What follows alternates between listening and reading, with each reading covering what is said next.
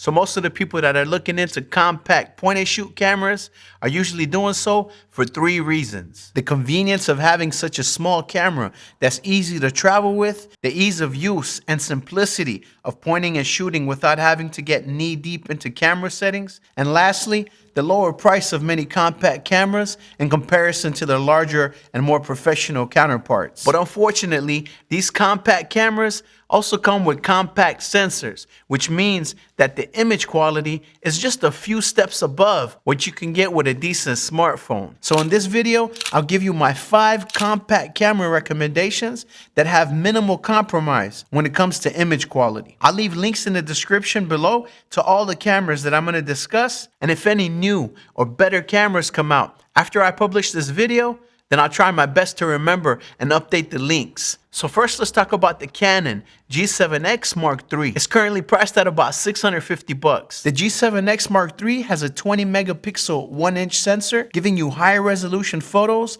and 4K video up to 30 frames per second. You can shoot uncropped 1080 video up to 120 frames per second for that ultra smooth slow motion. The 24 to 100 millimeter fixed lens allows you to get both wide as well as zoomed in detailed shots. This versatile lens gives you a variable aperture of f1.8 to f2.8, which means it'll perform fairly decent in low light situations, as well as giving you a reasonably blurry background considering the small 1-inch sensor. It also has a mic jack, so you're not limited to using the built-in microphone of the camera. The 3-inch tilt-up display allows you to easily film yourself, making it a nice camera for content creators and vloggers. But if you're looking for more camera features and better image quality at the same price point, and you don't mind a slightly larger camera, then I would opt for the Canon M50 Mark II instead. Because it has a larger APS-C sensor, it also has interchangeable lenses and offers better quality in every aspect. The next camera on our list is the Sony ZV-1, and this amazing little camera comes in at $750. It also offers a 20 megapixel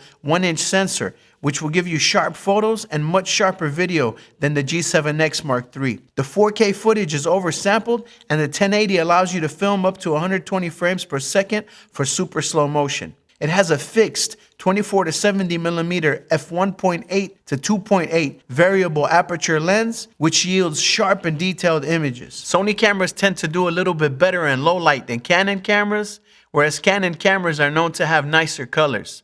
But generally speaking, Sony offers more robust video features and gives you a sharper image in 4K. The ZV-1 also comes with a mic jack, allowing you to record with an external microphone. Considering that this is a much newer camera than the G7X Mark III and that the video features and autofocusing system are much better, then I think it's well worth the extra $100.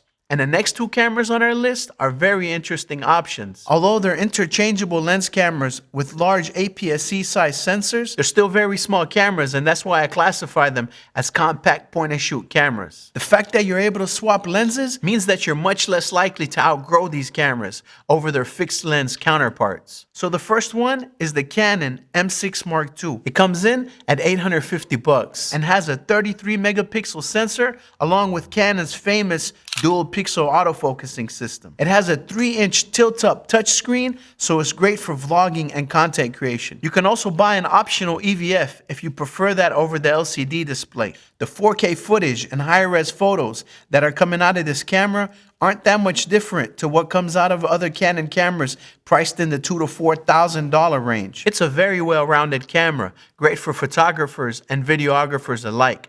And this brings us to our next camera, known as the Sony ZV-E10. It also comes in at about $850, and in my opinion, this camera offers more bang for your buck than any other camera that we're discussing in this video. Similar to the M6 Mark II, it has an APS-C size sensor along with interchangeable lenses. When it comes to lenses though, the Sony E-mount system has a clear advantage over Canon. The lens selection is massive, and all the lenses are usable on all Sony cameras. This means that if you ever choose to upgrade to a full-frame Sony camera, you won't have to buy all new lenses. The 24 megapixel sensor on the ZV-E10 doesn't give you as high resolution photos as the M6 Mark II, But for most people, 24 megapixels is more than enough. The fully articulating screen and mic jack ensure that this will make a great content creation camera, which most users will probably never outgrow. The autofocusing system of this camera is the best and most comprehensive of all the cameras I'll discuss in this video. Sony allows you to shoot in HLG and S-Log3 modes, which means you can easily use custom LUTs and presets to tweak the colors coming out of this camera to your own personal taste. And if you like the colors that you've been seeing in this video, make sure to check out my custom LUTs and Lightroom profiles available at fulancreative.com. And that brings us to our last compact point-and-shoot camera, which also happens to be the most expensive, coming in at a whopping $1,650. But don't write it off just yet, because it's worth every penny for those of you that want the feel and look of a retro photography camera while still having all the bells and whistles and the latest tech. And it's none other than the Fujifilm X100V. For starters, this isn't as compact as any of the previous cameras mentioned, but that's mostly due to its amazing APS-C size sensor. The slightly larger size of this camera is a minor trade-off, because the photo and video quality coming off of this little beast rivals many professional cameras. The only reason I classify it as a compact point-and-shoot camera is due to the fixed lens that it comes with. It's a high quality and super sharp 35mm f2 aperture lens, and when paired with the 26 megapixel sensor and built-in Fuji film simulation profiles, it produces a unique image with so much character and depth. It has a tiltable touchscreen and viewfinder, but the screen can't tilt all the way up, so it's not easy to film yourself. This makes things more difficult for vloggers and content creators. But if you're a street photographer or a documentary filmmaker who doesn't need to film yourself, then this camera is a one-of-a-kind. In my opinion, it's more of a specialty camera, best suited for photography connoisseurs rather than your everyday person trying to snap a few photos and videos. Now, if lightweight, compact cameras are specifically what you're looking for, then the cameras in this video would be great options for you. But if you don't mind a larger camera, there's a lot of full-frame cameras out there that give you better image quality and more features, which are in the same price range as these cameras. And that's why I highly recommend that you watch this video next, where I explain the differences between full frame and crop sensor cameras in easy to understand language. Make sure to hit the like button and subscribe to the channel so you don't miss future reviews and tutorials. Thanks for watching to the end, and I'll see you in the next one. It's Fulan Creative, and I'm out. Peace.